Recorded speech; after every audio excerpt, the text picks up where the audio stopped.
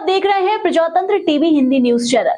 प्रजातंत्र TV Hindi news channel के सभी दर्शकों का बहुत बहुत स्वागत है। मैं हूं आपके साथ अंशली त्यागी। आइए शुरुआत करते हैं आज की कुछ खास खबरों के साथ। बहुजन समाज पार्टी बसपा की अध्यक्ष और उत्तर प्रदेश की पूर्व मुख्यमंत्री मायावती ने रविवार को कहा कि उनकी पार्टी अनुसूचित जातियों के उप वर्गीकरण की अनुमति देने वाले सुप्रीम कोर्ट के हालिया फैसले से सहमत नहीं है। मायावती ने कहा कि अनुसूचित जाति और अनुसूचित जनजातियों के लोगों से उपवर्गीयों की अनुमति नहीं दी गई है। हमारी पार्टी इससे बिल्कुल सहमत नहीं है। एक ऐतिहासिक फैसले में सुप्रीम कोर्ट ने गुरुवार को कहा कि राज्य को अनुसूचित जातियों के भीतर उपवर्गीकरण करने का संवैधानिक अधिकार है, जो सामाजिक रूप से विषम वर्ग का निर्माण करते हैं, ताकि सामाजिक और शैक्षणिक रूप से अधिक पिछड़ी जाति के उत्थान के लिए आरक्षण दिया जा सके। सुप्रीम कोर्ट के न्यायाधीश न्यायमूर्ति पंकज मित्तल ने गुरुवार को कहा कि आरक्षण नीति नए सिरे से विचार करने की जरूरत है। अनुसूचित जाति एससी, अनुसूचित जनजाति एसटी और अन्य पिछड़ा वर्ग ओबीसी के लोगों के उत्थान के लिए नए तरीकों की जरूरत है। मायावती ने कहा कि क्योंकि अनुसूचित जाति और अनुसूचित जनजाति के लोगों के द्वारा अत्याचारों का सामना एक समूह के रूप में किया गया है और यह समूह समान है, इसलिए किसी भी तरह का उपवर्गीकरण करना सही नहीं होगा। गुरुवार को सुनवाई के दौरान कई राज्यों ने तर्क दिया था कि अनुसूचित जातियों में कुछ ऐसे लोग हैं जिन्हें आरक्षण के लिए बावजूद अन्य अनुसूचित जातियों की तुलना में बहुत कम प्रतिनिधित्व मिला है।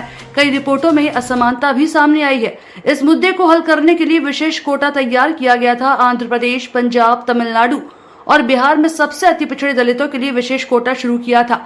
इस पर गुरुवार को सुप्रीम कोर्ट ने ऐतिहासिक फैसला सुनाया। कोर्ट ने कहा था कि सरकारी नौकरियों में आरक्षण देने के लिए राज्यों को अनुसूचित जातियों को उपवर्गीकरण करने का अधिकार है। कोटे के भीतर अलग कोटे के लिए उन्हें उपवर्गीकरण कर सकते हैं। 7 न्यायाधीशों की संवैधानिक पीठ द्वारा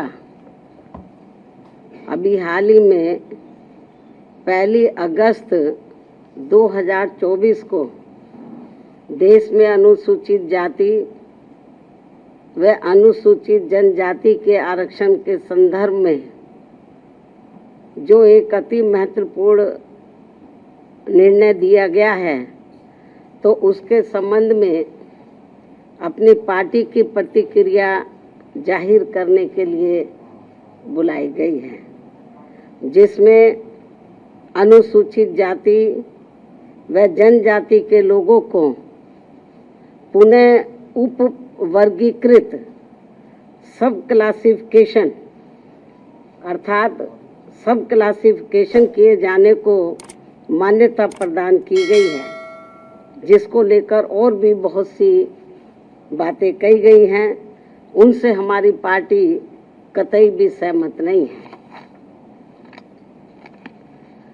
और इस संबंध में माननीय सुप्रीम कोर्ट द्वारा दविंदर सिंह बनाम पंजाब राज्य मामले में पारित इस आदेश के अनुसार अब राज्य सरकारें अनुसूचित जाति व जनजाति की सूची के भीतर आरक्षण के लिए उप वर्गीकरण अर्थात नई सूची बना सकेंगी, जिससे फिर अनेकों समस्याएं उत्पन्न होंगी। और अब माननीय सुप्रीम कोर्ट ने अपने 1 अगस्त 2024 के इस निर्णय से 20 वर्ष पूर्व दिया गया निर्णय, जो सन 2004 में 5 न्यायाधीशों की संवैधानिक पीठ द्वारा ईवी चिन्नैया बनाम आंध्र प्रदेश राज्य में दिया गया था, तो उसको पलट दिया है, जिसमें अनुसूचित जातियों व अनुसूचित जनजातियों के भीतर किए जाने वाले वर्गीकरण को मान्यता देने से इनकार कर दिया गया था।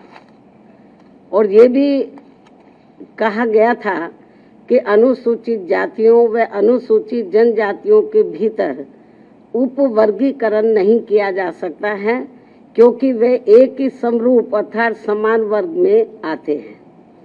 माननीय सुप्रीम कोर्ट ने वर्ष 2004 के अपने निर्णय में ये भी कहा था, चूंकि अनुसूचित जाति और अनुसूचित जनजातियों के लोगों ने जो अत्याचार सहे हैं वह एक वर्ग और एक समूह के रूप में सहे हैं, तथा यह एक बराबर का वर्ग है, जिसके भीतर किसी भी प्रकार का वर्गीकरण करना उचित नहीं होगा। माननीय सुप्रीम कोर्ट ने अपने 2004 के निर्णय में ये भी कहा था कि अनुसूचित जातियों और अनुसूचित जनजातियों के भीतर किसी भी प्रकार का उप वर्गीकरण भारतीय संविधान की मूल भावना के विपरीत होगा।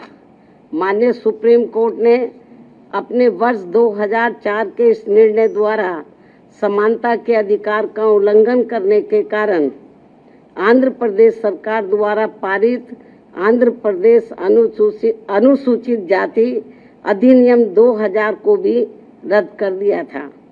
अपने 2004 के निर्णय में माननीय सुप्रीम कोर्ट ने ये भी माना था कि ये वर्गीकरण इन जातियों के भीतर अलग अलग व्यवहार करके समानता के अधिकार का उल्लंघन करेगा।